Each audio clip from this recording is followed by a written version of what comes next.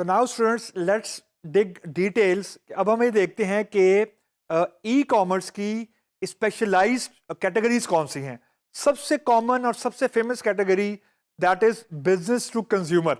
आसान लफ्जों में कि नॉर्मली क्या होता है, अगर if I compare it with the traditional business, के एक मैन्युफैक्चरर ने कोई चीज़ प्रोड्यूस की, उसके पास रिटेल शॉप वाले आए, उन्होंने वो चीज़ उसे खरीदी, अपनी शॉप पे रख दी। मैं as a consumer retail shop पे गया, मैंने रिटेल शॉप से वो चीज़ खरीदी और मैं घर आ गया। तो जो रिटेल शॉप वाले हैं वो डिफरेंट रेट के ऊपर परचेज करते हैं फ्रॉम द मैन्युफैक्चरर, और जो वो चीज़ बेचते हैं कंज्यूमर को वो डिफरेंट रेट के ऊपर बेचते हैं, और जो दोनों का गैप होता है वो उसका प्रॉफिट होता है। ये आसान लफ्जों में बिजनेस साइकोलॉजी है, नंबर वन। अब business to consumer e commerce कैसे काम करती है? Business to consumer e commerce काम बिल्कुल ऐसे ही करती है, फर्क सिर्फ ये है कि बिजनेस टू कंज्यूमर में कोई थर्ड पार्टी नहीं होता। मतलब I don't need to go to any physical shop, लेकिन हूं मैं एंड यूजर ही। मैंने खरीदना प्रोडक्ट ही है, प्रोडक्ट खरीदना किससे है? मैन्युफैक्चरर से। लेकिन कोई रिटेल शॉप नहीं है बीच में। रिटेल शॉप ऐसी नहीं है जो जिससे मैं जाके खरीदूंगा। वो रिटेल शॉप हमारे केस में ऑनलाइन स्टोर है, एक ऑनलाइन पोर्टल है। अब जैसे आपको ये नजर आ रहा होगा कि जो टोटल पॉपुलेशन है वर्ल्ड की, दैट्स अराउंड 7.5 बिलियन। उसमें से जो इंटरेस्टिंग फैक्ट है कि जो इंटरनेट यूजर हैं that these are around 4.01 billion. That is के 53% लोग on earth as we speak in 2000 March 18, 53% लोग इंटरनेट यूज कर रहे हैं। तो that's a very big number actually. उसके बाद जो एक्टिव सोशल मीडिया पे हैं, by social media I mean Facebook, LinkedIn, Instagram, Snapchat and so on, वो 3.1 बिलियन यूजर्स हैं। And I just again suggest कि जब आप ये कोर्स देखें, रिकन्फर्म करें ये figures. I am 200% sure these figure will be fluctuated, change होंगी, बहुत ज्यादा इंक्रीज आ रहा है आजकल। नाउ ये पेनिट्रेशन 42% है। अब जो यूनिक मोबाइल यूजर्स है, यूनिक मोबाइल यूजर से मुराद हुआ है जो लोग मोबाइल के जरिए इंटरनेट को एक्सेस कर रहे हैं, वो 5.1 बिलियन है और 68% penetration. That's a cracky big number, बहुत बड़ा नंबर है ये। और सोशल मीडिया पे जो यूनिक नंबर है मोबाइल का, that is 2.9 billion. That is 39% penetration of the world. यानी इंटरनेट के ऊपर जो इंटरनेट की पेनिट्रेशन है वो बहुत ज्यादा हो चुकी है आजकल। एंड और अगर आप if you try to compare it, ये बहुत एक्सपोनेंशियली ग्रो की है। So this translate to one very key thing कि बिजनेस टू कंज्यूमर में जो हमारे at the end of the day potential customer हैं, वो सारे वो लोग हैं जो इंटरनेट पे मौजूद हैं, जो कि तकरीबन 4.02 बिलियन यूजर हैं। That is 53% of the total global population.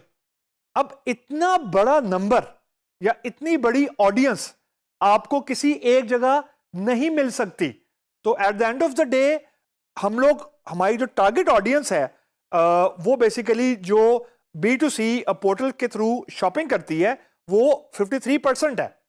Now let us सी के जो B2C को अगर मैं आसान लफ्जों में कहूं, वो एक्चुअली एक ऑनलाइन स्टोर है। जब हम किसी को कहते हैं कि जी मैंने एक ऑनलाइन स्टोर ओपन करना है, तो वो एक्चुअली हम B2C ई कॉमर्स की बात कर रहे होते हैं आसान लफ्जों में। कि फॉर एग्जांपल मैंने एक शॉपिंग कार्ट बना लिया, मैंने ओपन सोर्स कोई टूल यूज कर लिया, उस टूल को यूज करते हुए मैंने फॉर एग्जांपल अपना शॉपिंग कार्ट बना लिया, तो एक्चुअली मैं B2C की बात कर रहा होता हूं। That is the most common way of conducting e commerce. अब एक लाइफ साइकिल मैं आपको बताता हूं, जेनेरिक लाइफ साइकिल है। सबसे पहले देखें, एक कस्टमर है, कस्टमर ऑनलाइन स्टोर पे आया।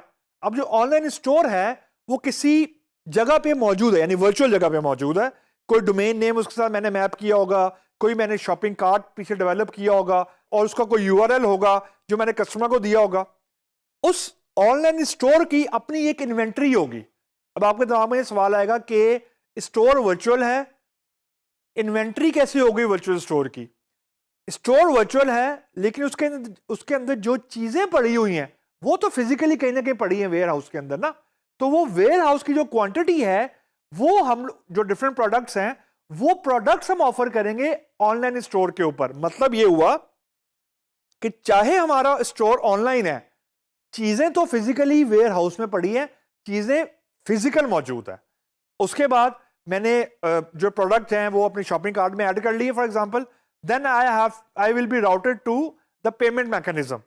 अब payment mechanism is a very debatable issue. अभी हम सिर्फ ये कंसिडर करते हैं कि शॉपिंग कार्ट के ऊपर या ऑनलाइन स्टोर के ऊपर कोई ना कोई पेमेंट रिसीव करने का मैकेनिज्म मौजूद है।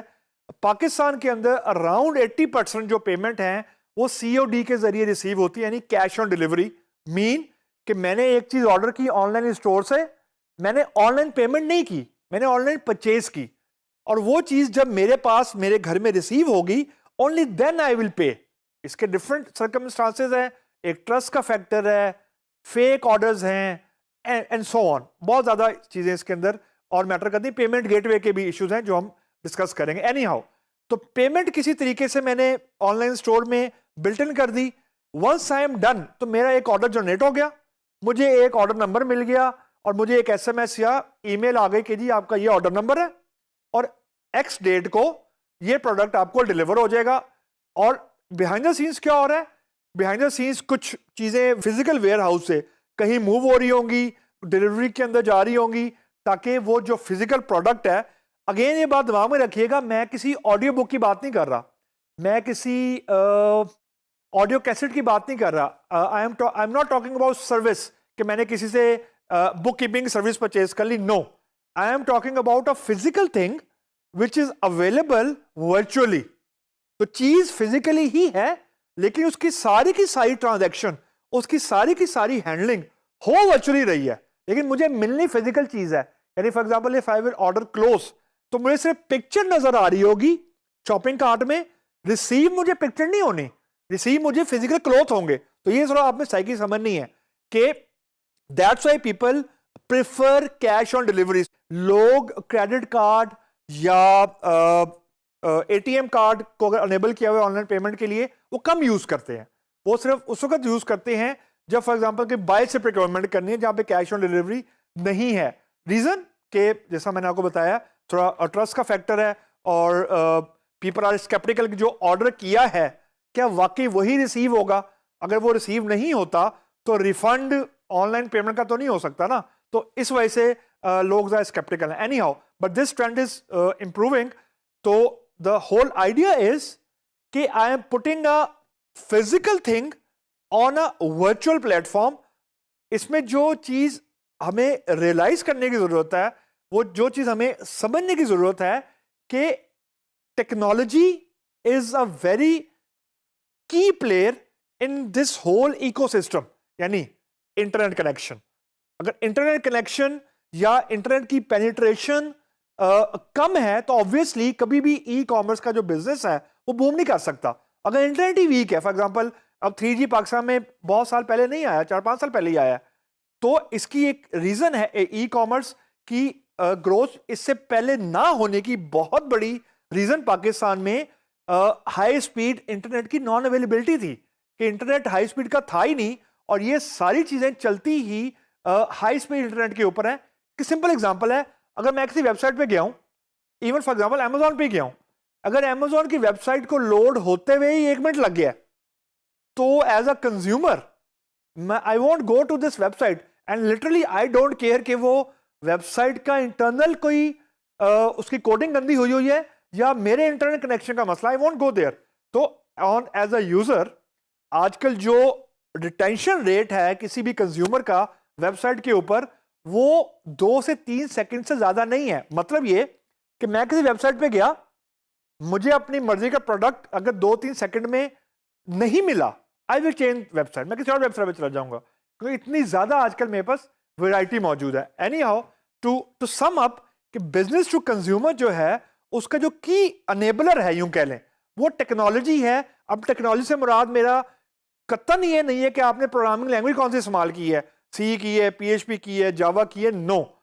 टेक्नोलॉजी से मुराद है internet connection, the internet gateway, how fast are internet gateway is like 3G 4G। आजकल लोग 5G की बातें कर रहे हैं कि 2020 में 5G की जो सैंपल उसका है या उसका ट्रायल रन जो है वो मेरे ख्याल है यूके में लॉन्च कर रहे हैं। So the end the people are talking about gigabytes. अभी हम 4G की बात कर रहे हैं, फिर 100G की बात हो रही है, and so on. So this will actually enable online store या ई कॉमर्स ग्रोथ।